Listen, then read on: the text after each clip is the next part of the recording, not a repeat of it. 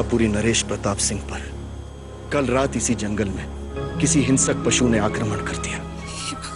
भगवान ने नहीं पद्मा, वनराज ने। तूने अपने पिता को नेत्रहीन बना दिया है, का संसार अंधा कर दिया तूने। राजन की दृष्टि अब पूरी तरह जा चुकी है। आयुर्वेद में भी अब राजन की दृष्टि को वापस बचाने की कोई भी शक्ति शेष नहीं बची है। क्या अब महाराज की दृष्टि लौटने का कोई उपाय नहीं है? उपाय है। क्या? चंद्रमुखी, उसके महल के बाग में बहुत सुंदर फूल खिलता है। यदि कोई वो फूल जाके राजकुमारी चंद्रमुखी के राज्य से ले आए, उस फूल के स्पर्श से महाराज के नेत्रों की ज्योति वापस आ सकती है। तुम दोनों जिस तरह के राजकुमार की कल्पना कर रही हो, हमारे मन का राजकुमार बिल्कुल वैसा नहीं है। ना तो वो किसी देश के महाराज का पुत्र होगा और ना ही उसके पास धन दौलत होगी। मेरा बस चलता तो मैं अपनी आंखें निकालकर पिताश्री को दे देता। यात्रा पर जाने से मुझे क्या हासिल होगा? एक फूल जो तुम्हारे पिता की दृष्टि को वापस लौटा सकता है। एक जादुई फूल है। अगर मैं उसे पाने में सफल हो गया तो उसके स्पर्श से पिताश्री के नेत्रों की ज्योति वापस आ सकती है। हमने फैसला किया है कि हम चंद्रमुखी के राज्य में जाकर वो फूल लाएंगे जिससे पिताश्री की दृष्टि वापस आ जाए। मैं नहीं चाहती कि तुम मृत्यु के मुख में जाओ। मैं तो सिर्फ जानने के लिए कह रही थी कि तुम इस रास्ते से जाना ही क्यों चाहते। क्या तुम जानते नहीं, ये रास्ता उस डगर पर जाता है जहां से आज तक योद्धा महायोद्धा और राजा महाराजा तक जीवित नहीं लौटे। तो फिर तुम्हारी औकात क्या है? अपने जीवा को लगाम दे नादान युवती। शायद तुझे ये ज्ञात नहीं तो किनसे बात कर रही है। ये अलकापुरी राज्य के इकलौते युवराज हैं, राजकुमार भानु प्रताप सिंह। समझी? क्षमा करना युवराज, लेकिन मेरे कहने का तात्पर्य सिर्फ इतना ही था कि ये रास्ता आगे जाकर ऐसी भूल भुलैया में बदल जाता है जहां से कोई भी मनुष्य निकल नहीं पाता, और रास्ते में भयानक जीव जंतु और जादू टोने वाले विचित्र मनुष्य भी मिलेंगे जो तुम्हारे प्राण भी ले सकते हैं।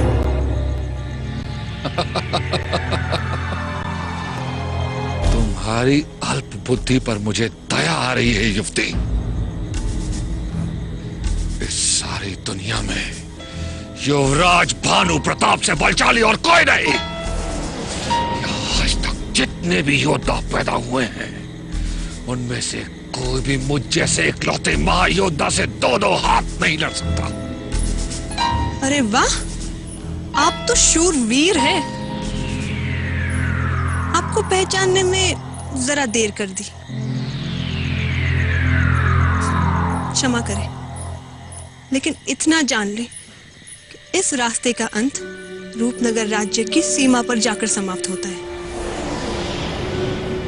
और रूपनगर की राजकुमारी है ब्रह्मांड सुंदरी चंद्रमुखी। क्या आप चंद्रमुखी से मिलने जा रहे हैं? हाँ, हम चंद्रमुखी से मिलने जा रहे हैं। चलो।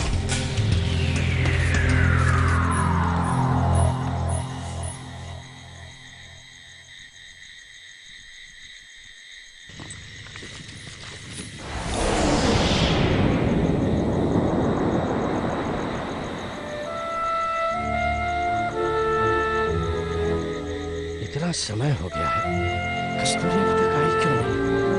कहाँ चली गई?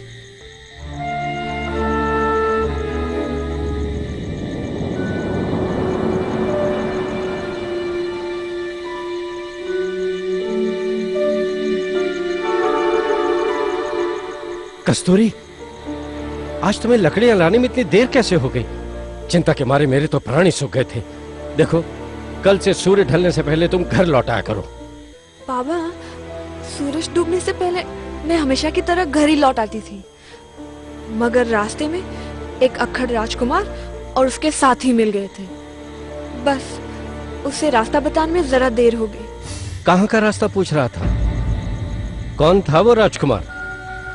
वो राजकुमार स्वयं को अलकापुरी का युवराज बता रहा था। अलकापुरी का राजकुमार? कहीं तो भानु प्रताप सिंह की बात तो नहीं कर रही? हाँ बाबा, उन्होंने अपना नाम राजकुमार भानु प्रताप सिंह ही बताया था और वो चंद्रमुखी के राज्य के रास्ता पूछ रहे थे। अच्छा, तो इसका तात्पर्य ये हुआ कि भानु प्रताप सिंह भी चंद्रमुखी का फूल पाने का सपना देख रहा है। उसने तुमसे चंद्रमुखी के विषय में कुछ बातचीत तो नहीं की? नहीं बाबा, जैसे मैंने उसे रास्ता बताया तो वह एक पल के लिए भी नहीं ठहरा और अपने सैनिकों के साथ रूपनगर की तरफ चला गया। हे ईश्वर, भानु प्रताप सिंह से वनराज की रक्षा करना, वो कहीं उसे हानि न पहुंचाने पाए। बाबा, क्या कोई चिंता का विषय है? नहीं, तुम चिंता मत करो। घर जाओ और भोजन की तैयारी करो। तब तक मैं वनराज और महारानी पद्मावती से मिलकर आता हूं।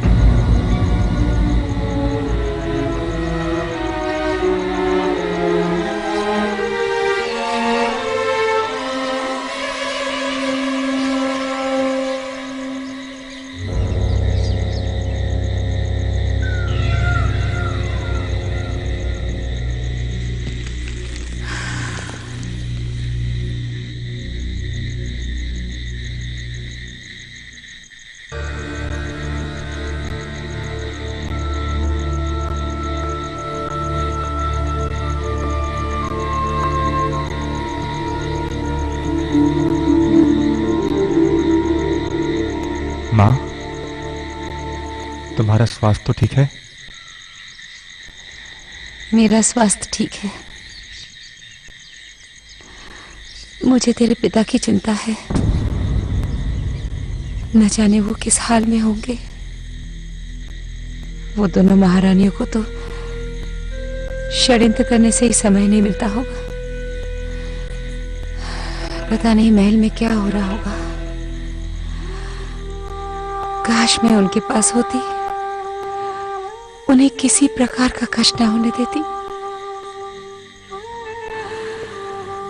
माँ, तो चिंता मत कर, सब ठीक हो जाएगा। वनराज। प्रणाम बाबा। आयुष्मान भव वनराज। प्रणाम बाबा। सौभाग्यवती भव महारानी। आप इस समय कोई चिंता का विषय है क्या? हाँ वनराज, विषय तो चिंता का ही है। इसलिए तत्काल मुझे आप लोगों के पास यहाँ आना पड़ा। ऐसी क्या अनहोनी हो गई बाबा, जो आप इतने चिंतित दिखाई पड़ रहे हैं? महारानी, अनहोनी अभी तक हुई नहीं, परंतु यदि हमने सावधानी नहीं बरती तो अनहोनी हो भी सकती है। अनहोनी भी हो सकती है? अभी तो मैं महाराज के साथ हुई अनहोनी को भी नहीं भूल पाई हूँ बाबा। अब और क्या अनहोनी हो सकती है?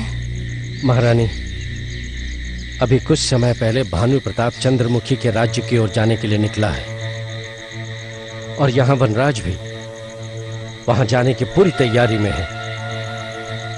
यदि भानु प्रताप को वनराज की वास्तविकता का पता चल गया महारानी, तो अनर्थ हो जाएगा। कुछ अनर्थ नहीं होगा, आप तने की चिंता ना करें। भानु भैया मेरा कुछ नहीं बिगाड़ पाएंगे। हाँ वनराज, ये सच है कि वो तुम्हारा कुछ नहीं बिगाड़ सकता, परंतु तुम्हें हानि अवश्य पहुंचा सकता है। ये मैं नहीं, तुम्हारे मस्तिष्क पर लिखी रेखाएं बता रही हैं। वो तुम्हारे कार्य में बाधा अवश्य डालेगा और उसके कष्ट से तुम अपने उद्देश्य से भटक भी सकते हो। बाबा, मैं चाहे कितना भी भटक जाऊं, लेकिन अपने उद्देश्य से कभी नहीं भटकूंगा। बस तुम्हें एक बात का ध्यान रखना होगा, तुम्हें बड़ी सावधानी से फूंक फूंक कर हर कदम रखने होंगे। चंद्रमुखी के सैनिकों से तुम्हें अपने आप को बचाना होगा, क्योंकि यदि उन्होंने तुम्हें देख लिया तो वो तुरंत तुम्हें बंदी बनाकर कारागार में डाल देंगे और फिर तुम्हारा वहां से बचकर निकलना असंभव होगा वनराज। नहीं नहीं बाबा, इसका कोई तो उपाय होगा, कुछ उपाय कीजिए। महारानी, यही तो सबसे बड़ी चिंता का विषय है। अब हमारे पास कोई विकल्प नहीं बचा, कोई उपाय नहीं है। अगले 7 दिनों के उपरांत अमावस्या की रात आने वाली है। और ऐसे समय इन काले घने जंगलों में प्रकाश की एक किरण भी नहीं होगी। और ऐसे समय वनराज का वहां रहना आने वाले संकट का संकेत हो सकता है महारानी। आप मुझ पर विश्वास कीजिए बाबा, मैं हर बाधा को पार करके अपने उद्देश्य में सफल होकर ही रहूंगा। मुझे तुम पर पूरा विश्वास है वनराज। बस तुम्हें मेरा एक कार्य करना होगा। बोलिए। उत्तर तराई के जंगल को पार करने के बाद तुम्हें बाईं तरफ के जंगल में जाना होगा और वहां तुम्हारी भेंट एक महिला डकैत दुर्गेश्वरी से होगी। उसे तुम हमारा परिचय दे देना, वो तुम्हारी हर संभव सहायता करेगी। आपके आदेश का पालन होगा। मैं सूर्योदय होते ही अपने उद्देश्य की ओर निकल पड़ूंगा। बस आप मुझे आशीर्वाद दीजिए।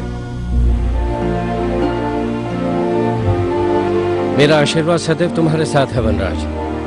विजय भव।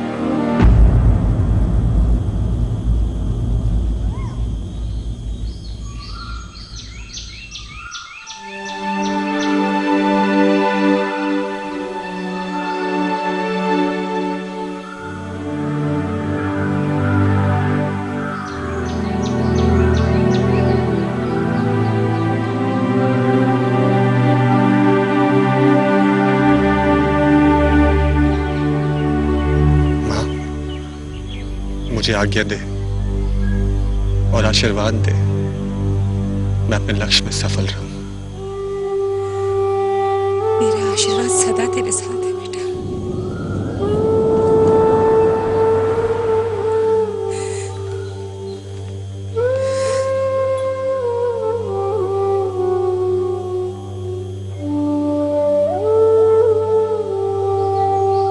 ये क्या मां, तू रो रही है? नहीं मां, नहीं। तू मुझे आंसू भरी विदाई मत दे। अगर तू इसी तरह आंखों से नीर बहाती रही तो मेरा धैर्य जाने से पहले ही टूट जाएगा। मुझे हंसकर विदा कर मां, हंसकर। मैं रो नहीं रही हूं बेटा, ये तो ममता की वो बूंदे हैं जो अपने बेटे की सफलता की कामना में रुके नहीं रुक रहे। देख मां, तू मुझसे लाख छुपाने की चेष्टा कर, मगर तेरा दुख छुपाए नहीं छुप रहा है। एक माँ ही जानती है, जब उसके कलेजे का टुकड़ा उससे दूर जाता है तो उसके कलेजे में क्या बीतती है। और फिर मुझे तो ये भी नहीं मालूम कि तू वापस कब आएगा। मैं शीघ्र से शीघ्र ही लौट आऊंगा, और जब मैं चंद्रमुखी का फूल लेकर आऊंगा तो हम पिताश्री को दोबारा देख पाएंगे। और अगर ईश्वर ने चाहा तो हम सब का पुनर्मिलन भी हो जाएगा। यही तो मेरा स्वप्न है बेटा, तू इसे पूरा करेगा ना? तेरे स्वप्न को साकार करने के लिए चंद्रमुखी के पथ पर अपने लक्ष्य में आने वाली हर बाधा को समाप्त कर दूंगा। जिसमें अपनी जननी के लिए इतना स्नेह भरा है, उस मानव को भला कौन चुनौती दे सकता है? जा पुत्र जा, ईश्वर तुझे अपने लक्ष्य में सफल करे। बस एक बात याद रखना, उस काली अमावस की रात को एक क्षण के लिए भी अग्नि देवता से अलग नहीं होना। मैं सदैव तेरी बात याद रखूंगा मां, सदैव। मुझे आशीर्वाद दे।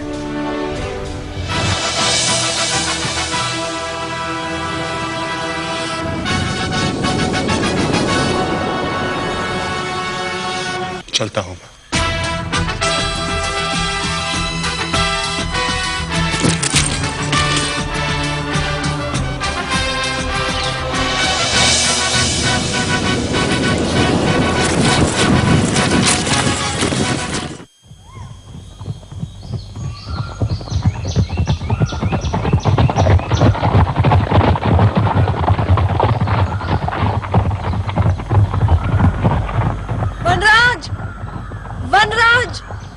कस्तूरी,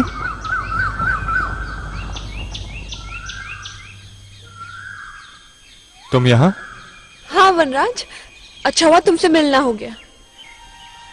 अगर तुम मुझे मिले बगैर चले जाते तो मुझे पछतावा सा होता। पछतावा? मगर किस बात का? विदाई के समय अगर कोई अपना बगैर विदा करे चले जाए तो क्या पछतावा नहीं होगा? ओह, तो तुम मुझे अपना समझती हो? तो क्या पराया समझू? तुम तो हमारे राज्य के राजकुमार हो, तो क्या अपने नहीं हुए? हाँ, तुम ठीक कह रही हो। और वैसे बाबा ने तुम्हारा नाम बहुत सोच समझ कर रखा है। कस्तूरी अपनी सुगंध पूरे जंगल में फैलाती है, उसी प्रकार तुम अपने निश्चल प्रेम से मेरे जीवन में भी सुगंध फैला रही हो। युवराज, इतनी प्रशंसा के लायक मैं कहा हूं। ये तो तुम्हारा बड़प्पन है जो तुम इस धरती के धूल को चांदी की बराबरी दे रहे हैं। बस अमावस की रात को सावधान रहना और बाबा ने जो कुछ भी समझाया है उनका सदा अनुसरण करना। बाबा कल रात पूरी रात तुम्हारी चिंता में करवटें बदलते रहे। मैंने बाबा की सारी बातें गांठ बांध कर रख ली हैं, तुम बिल्कुल चिंता मत करना।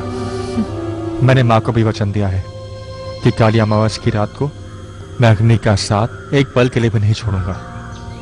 वनराज, तुम्हारे मुंह से ये सुनकर मेरे और बाबा की चिंता तो दूर ही हो गई। हाँ, ये लो युवराज, इसे सदा अपने पास ही रखना। मैंने तुम्हारी रक्षा और सफलता के लिए भगवान से प्रार्थना की थी। ये क्या है? प्रश्न मत पूछो वनराज, बस इसे सदा अपने पास ही रखना।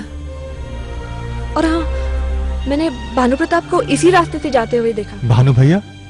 हाँ, शायद चंद्रमुखी के फूल को प्राप्त करने के लिए वो इसी रास्ते से जाए। ये तो बहुत खुशी की बात है। अगर भानु भैया को वो फूल प्राप्त होता है तो मैं बहुत प्रसन्न होऊंगा। आखिर वो फूल मेरे ही पिताश्री के लिए तो है। युवराज, तुम वीर अवश्य हो, मगर भोले भी बहुत हो। क्यों? इसलिए कि तुम अपने समान भानु प्रताप को सच्चा सीधा समझते हो, लेकिन अंदर से वो बहुत ही शातिर है।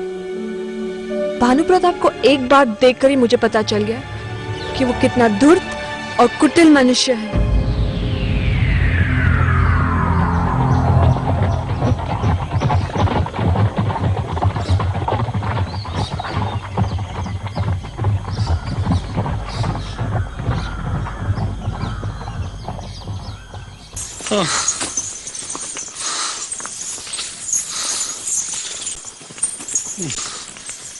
पता नहीं हम कहां आ गए। सही दिशा में जा रहे हैं या गलत दिशा में भटक रहे हैं। अरे मूर्खों, सर क्या हिला रहे हो? जाओ और किसी से पूछो कि क्या यही चंद्रमुखी के राज्य का सही मार्ग है। क्षमा करें युवराज, यहाँ किससे पता पूछे? यहाँ तो मानव तो क्या कोई पशु भी नहीं है जिससे सही पथ का पता पूछा जा सके। रावण, तुम भी अजीब जानवर हो। अगर हमें सही मार्ग का पता नहीं चला तो हम यहीं भटकते रहेंगे। भूल गए पंडित रुद्रनाथ ने क्या कहा था कि रूपनगर के मार्ग में बहुत भूल भुलैया। कहीं हम उन भूल भुलैया में तो नहीं फंस गए? आप नाहक शक पाल रहे हैं युवराज। हम सही पथ पर हैं। ये देखिए, हम सही पथ पर हैं। ये देखिए पथ प्रदक्षक पुस्तिका, इसमें रूपनगर के राज्य की सीमा में प्रवेश करने की जो रेखाएं बनी हैं, उन्हीं दिशाओं पर तो हम हैं। हमें तुम्हारी चतुराई पर पूरा विश्वास है जोरावर, पर हमें ये बताओ कि अब तक हम कहां पहुंचे? युवराज, अभी हम अपने राज्य की सीमाओं से अधिक दूर नहीं आए हैं, किंतु रूपनगर राज्य तो बहुत दूर है। ये देखिए। हम समझे थे कि हम कोसों दूर आ गए और अलकापुरी तो बहुत पीछे रह गए, लेकिन अभी तो रूपनगर बहुत दूर है। अगर हम इतना थक गए हैं तो हमारे घोड़ों का क्या हाल होगा? हाँ युवराज, यदि हम सांझ ढलने से पहले उत्तर तराई की पहाड़ियों तक पहुंच जाएं तो वो जगह बहुत सुरक्षित है। पशु पक्षी ना जानवर जिससे हमें जान का खतरा हो, हम वहीं पर पड़ाव डालेंगे और विश्राम करेंगे। विश्राम हराम है। और भानु प्रताप के होते हुए तुम्हें किसी भी खतरे से घबराने की कोई आवश्यकता नहीं, क्योंकि स्वयं भानु प्रताप इस सारे संसार के लिए एक बहुत बड़ा खतरा है। जी अन्नदाता, मैं भूल गया था, क्षमा करें। क्षमा किया, पर भविष्य में हमें और हमारी अभेद शक्ति को कायरता भरी बातें कहकर चुनौती मत देना, वरना हम तुम्हें उपसेनापति से दोबारा सैनिक बना देंगे। क्षमा करें युवराज, क्षमा करें। पंडित रुद्रनाथ जी ने कहा था कि ये पथ जादू टोने और मायावी शक्तियों से भरा पड़ा है, इसलिए मेरी वाणी कुछ अधिक निकल गई। ठीक है, अब अपनी वाणी बंद करो और जाओ, जाके ढूंढो। यहाँ अवश्य कोई ना कोई वनवासी होगा जो हमें रूपनगर का सही मार्ग दिखा सके। जो आ गया युवराज। युवराज, वनवासी! तुम मुझे क्या दिखा रहे हो मूर्ख? जाओ उसे बुलाओ। ए वनवासी, इधर आओ।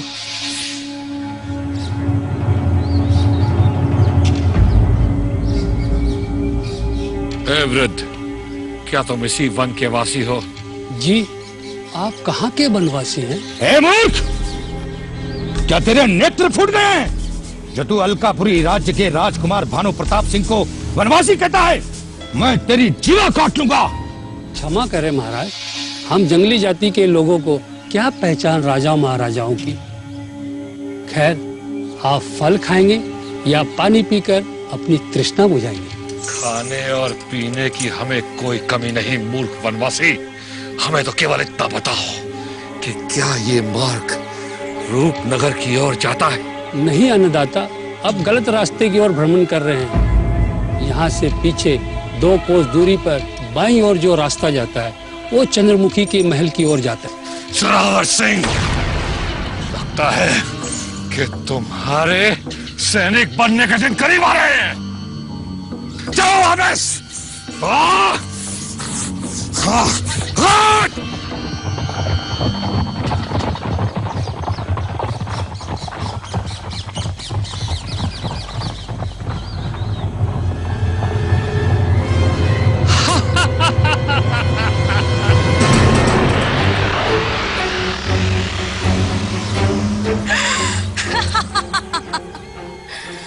मूर्ख युवराज, न जाने तेरे जैसे कितने राजा महाराजा यहाँ चंद्रमुखी की खोज में आए, मगर कोई भी वापस लौट कर ना जा सका।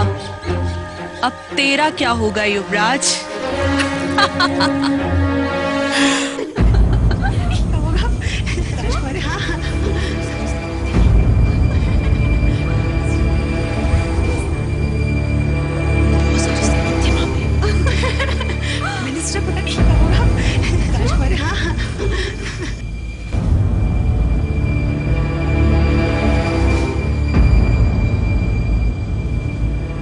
राजकुमारी को नागराज का शत शत प्रणाम। प्रसन्न रहो। कहो, क्या समाचार लाए हो? समाचार तो चौंकाने वाला है राजकुमारी जी। किसी दूर देश से फिर कोई युवराज हमारे राज्य की सीमा के पास आ गया है और हमारे राज्य की सीमा में प्रवेश करने की तैयारी कर रहा है। अरे वाह, ये तो अति शुभ समाचार है। हमारी राजकुमारी को दुल्हन बनाने वही राजकुमार आने वाला है। नहीं ऐश्वर्या, अति उत्साह में इतनी प्रसन्न मत हो जाओ, क्योंकि जिसे तुम शुभ समाचार कह रही हो वो हमारे लिए कभी भी शुभ नहीं रहा। आज तक कोई भी युवराज हमारे राज्य में प्रवेश नहीं कर सका है। क्यों? क्षमा कीजिए राजकुमारी, भले ही आज तक कोई भी राजकुमार हमारे इस राज्य की सीमा में नहीं आ पाया है, लेकिन हमें उम्मीद नहीं छोड़नी चाहिए। हो सकता है इस राजकुमार के भाग्य में इस सुंदर राज्य में प्रवेश करना लिखा हो। हाँ राजकुमारी जी, ऐश्वर्या ठीक ही तो कह रही है।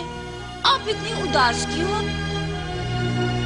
इस चंद्रमा के समान सुंदर मुखड़े पर डर की छाया क्यों आ गई?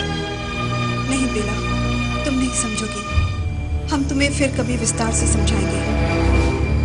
नागराज, तुम ये सूचना महामंत्री वीरेंद्र सिंह को दे दो। जो वो उचित समझेंगे करेंगे। उनसे कहना कि अगर वो नए युवराज को सुरक्षित हमारे दरबार में लाएंगे तो हम उन्हें उचित सम्मान और इनाम देंगे। आपकी आज्ञा सर आंखों पर राजकुमारी जी। आज्ञा दीजिए। प्रणाम।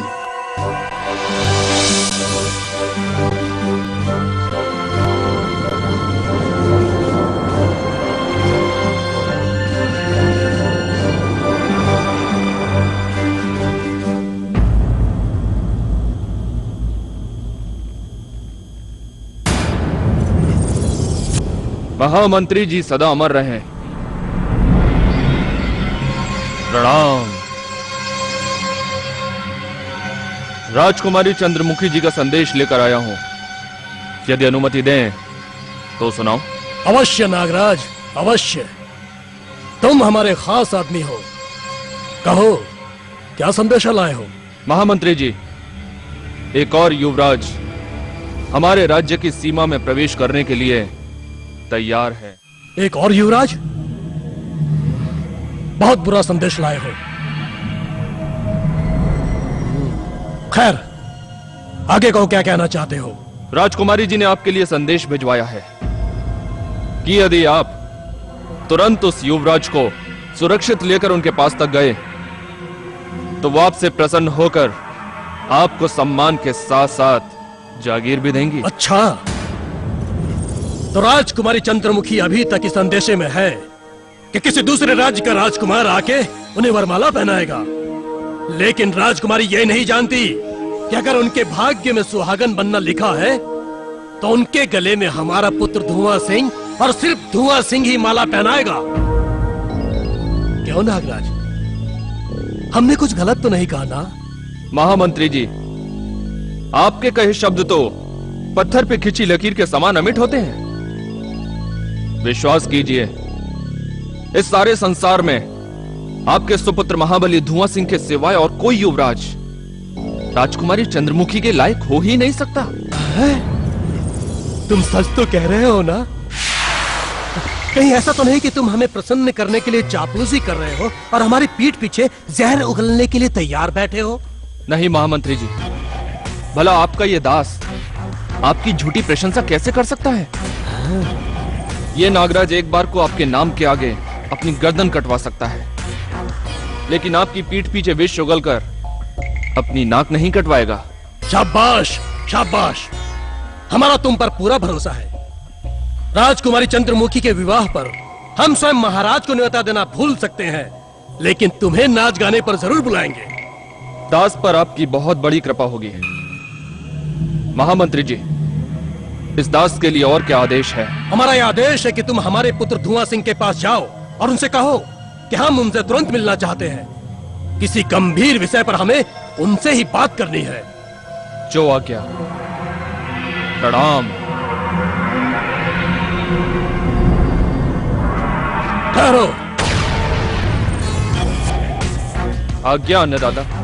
हमारे और हमारे पुत्र के बारे में तुम जो भी छल कपट जानते हो उसे अपने हृदय में समेट कर रखना, वरना बाकी अभागे युवराजों की तरह तुम्हारा शव भी रूपनगर की किसी झील में मगरमच्छों का निवाला बनकर रह जाएगा। विश्वास करें महामंत्री जी, इस दास का मुंह सदा बंद रहेगा। जाओ, प्रसन्न रहो। प्रणाम।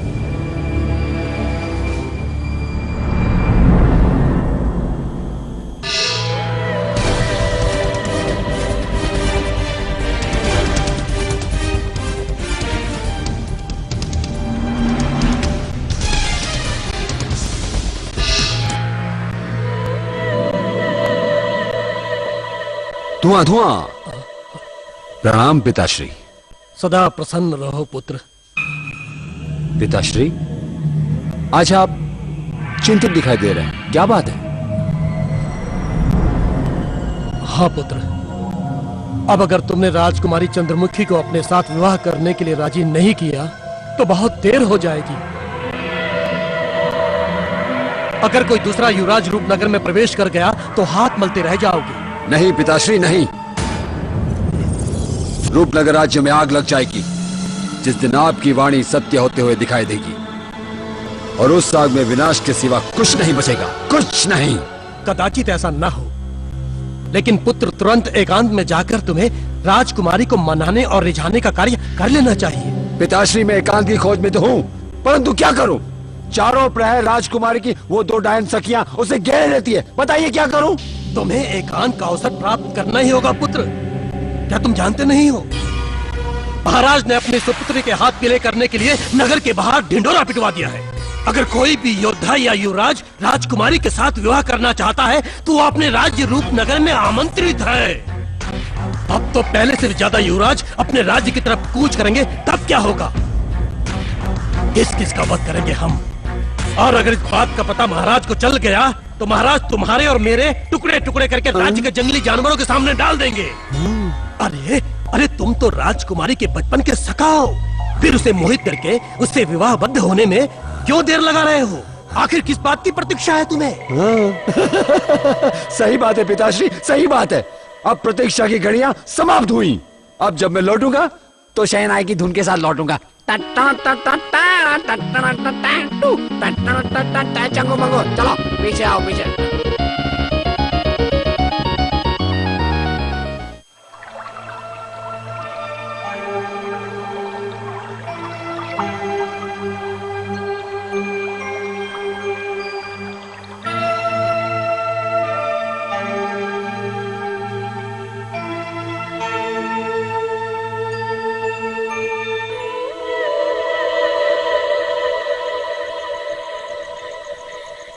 वाह राजकुमारी अकेली, आज तो मैं अपने मन की बात कह देता हूँ। कदाचित भाग्य ने साथ दिया तो हमारा प्रणय निवेदन राजकुमारी स्वीकार कर लेगी। हाँ सरकार, इससे अच्छा मौका आपको नहीं मिलेगा। आप आगे बढ़िए, हम आपके साथ हैं। हाँ, धुआं धुआं खेलो प्यार का जुआ। तुम लोग यही ठहरो, मैं आता हूँ।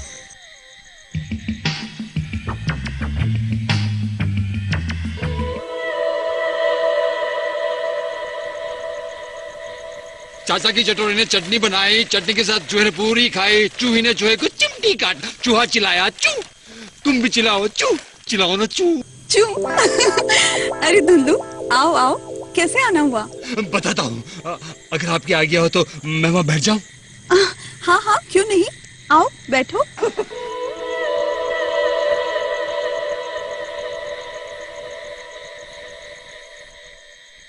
राजकुमारी जी, कई दिनों के पश्चात आपको अकेला देखा तो सोचा कि कुछ सुहाने पल आपके साथ बिताऊं, नहीं तो हर समय आपकी वो सखी सहेली आपको घेरे रहती है। हाँ धुंधु, अब हमारे पास अपनी सखियों के सिवा और है ही कौन?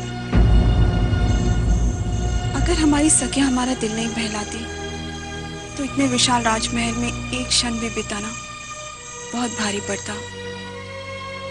और आखिर हमारी सखियों के सिवा हमारा है ही कौन? ये आप क्या कह रही हैं राजकुमारी जी? क्या आप अपने बाल सखा को भूल गई? बाल सखा? हाँ, बाल सखा।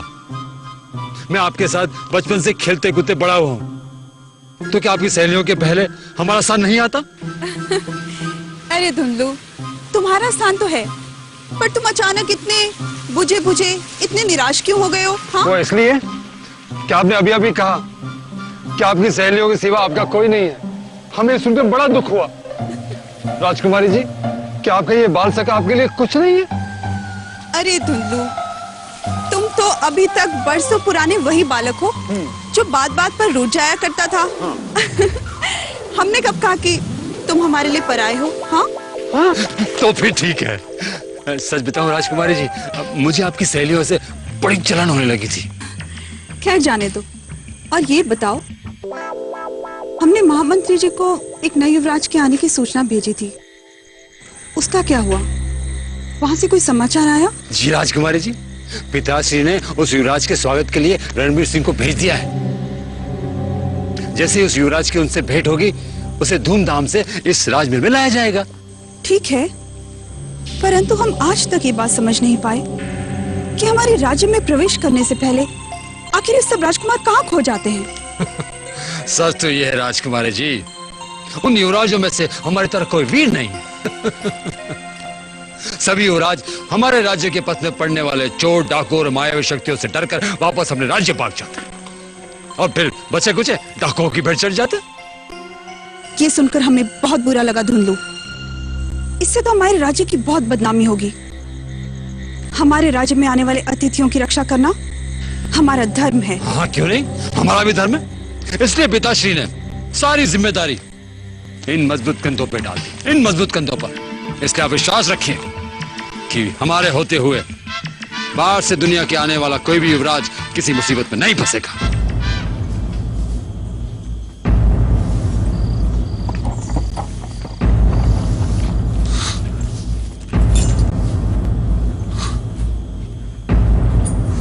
ये क्या युवराज, यहाँ तो पथ ही समाप्त है। मूर्ख जोरावर, हम अंधे नहीं हैं, हमें भी दिखाई देता है।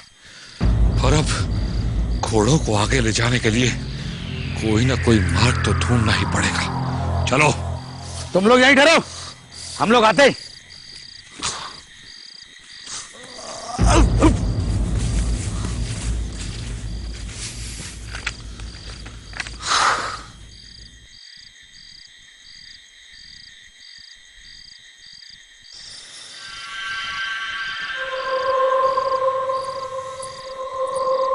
युवराज, वो देखिए, कोई कन्या जा रही है।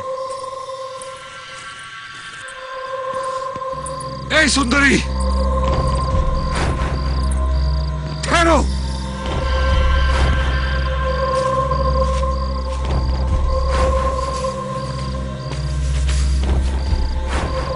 सुंदरी, अवश्य तुम एक वनवासन ही हो। हाँ, आप कौन? सुंदरी, तुम शायद इन्हें नहीं जानती, अन्यथा ऐसी बातें नहीं करती। ये अलकापुरी राज्य के इकलौते राजकुमार हैं, युवराज भानु प्रताप सिंह। ये तो सूरत से ही लगते हैं, पर आप इन भयानक वनों में क्यों भटक रहे हैं? हम रास्ता भटक गए हैं सुंदरी। क्या ये मार्ग चंद्रमुखी के राज्य की ओर जाता है? ना ना युवराज, ये रास्ता तो चंद्रमुखी के राज्य से उल्टी दिशा में जाता है। उल्टी दिशा में? हाँ, उल्टी दिशा में। आप जिधर से आए हैं वहीं वापस लौट जाइए। परंतु हम जिस मार्ग से आ रहे हैं वहां एक वनवासी ने हमें इधर जाने को कहा था। समझी, तो चंद्रमुखी के ठगों ने आपको भी भ्रमित कर दिया। चलो, इसी बहाने आपके प्राण तो बचे। प्राण तो बचे? चंद्रमुखी के ठग? हम कुछ समझे नहीं। अन्नदाता, राजकुमारी चंद्रमुखी जितनी सुंदर है उतनी ही क्रूर भी है। वो बाहर की दुनिया के किसी भी मानव को अपने राज्य में प्रवेश नहीं करने देती, और जो कोई भूला भटका वहां तक पहुंच भी जाता है तो वो उसे समाप्त करवा देती है। और उसकी सीमा तक ना पहुंचने के लिए चंद्रमुखी के सिपाही किसी भी वेश में आकर जंगल में भटके हुए पथिकों को पथभ्रष्ट कर देते हैं, जैसे किसी वनवासी ने आपके साथ किया। सुंदरी, तुम्हारे मुख से सच्चाई झलक रही है। अब हम किसी वनवासी पर विश्वास नहीं करेंगे, और यदि कोई वनवासी हमें गलत मार्ग दिखाएगा तो हम उसका सर धड़ से अलग कर देंगे। और यदि तुम सही साबित नहीं हुई तो मेरी ये कटार तुम्हारे गर्दन का लहू पे जाएगी। अगर मैं सही साबित ना हूं तो अपनी इस कटारी की प्यास मेरे लहू से बुझा लेना। ठीक है सुंदरी, हमें तुम पर विश्वास है। चलो।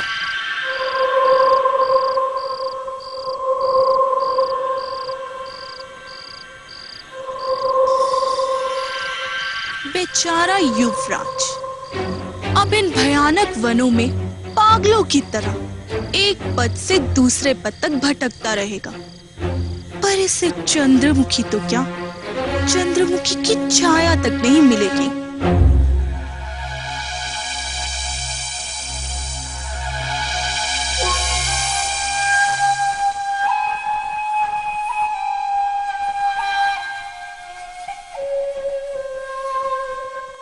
मंत्रीवर रणवीर सिंह की जय हो। प्रणाम। क्या गुप्त समाचार लाए हो नागराज? मंत्रीवर, मैं आपसे मिलने के लिए और गुप्त सूचना देने के लिए कल रात से व्याकुल था। और वो गुप्त सूचना यह है कि रूपनगर राज्य में एक और युवराज प्रवेश करने की तैयारी में है। क्या? यानी हमारे लिए एक और नई परेशानी? परेशानी? मंत्रीवर, आपको क्या परेशानी हो सकती है? नागराज, तुम हमारे विश्वसनीय हो इसलिए सिर्फ तुम्हें बताते हैं। हमारी परेशानी है वीरेंद्र सिंह का बेटा धुआं सिंह। वो राजकुमारी चंद्रमुखी के साथ विवाह करने के स्वप्न देख रहा है, जबकि राजकुमारी सिर्फ हमारी महारानी बनेगी। बन जाएंगी मंत्रीवर, अवश्य बन जाएंगी। भला आपके सिवा इस रूपनगर राज्य में ऐसा कौन महाबली होगा जो राजकुमारी का वरण कर सके? मेरा ये उत्तर सुनकर आपके माथे से चिंता की रेखाएं स्वयं ही मिट जानी चाहिए मंत्रीवर। नागराज, चिंता की रेखाओं का कारण धुआं सिंह के पिता वीरेंद्र सिंह है। महामंत्री वीरेंद्र सिंह का सचिव होने के कारण हम उनके सारे छल कपट जानते हैं और इसीलिए हमें डर है कि अपने पुत्र का स्वप्न पूरा करने के लिए कहीं महामंत्री राज्य में बगावत न करवा दें। बगावत? मंत्रीवर, यदि ये बगावत हो गई तो आपके लिए बहुत अच्छा होगा, क्योंकि इस बगावत का लाभ उठाकर आप जबरन राजकुमारी को अपनी महारानी बना सकते हैं। वो तो ठीक है नागराज, लेकिन हमें राजकुमारी चंद्रमुखी के साथ साथ रूपनगर पर भी अपना अधिकार चाहिए और इसके लिए हमारे रास्ते पे आने वाली हर मुसीबत को हम ठोकर मार देंगे। अब चाहे वो धुआं सिंह हो या फिर दूर देश से आया हुआ वो युवराज।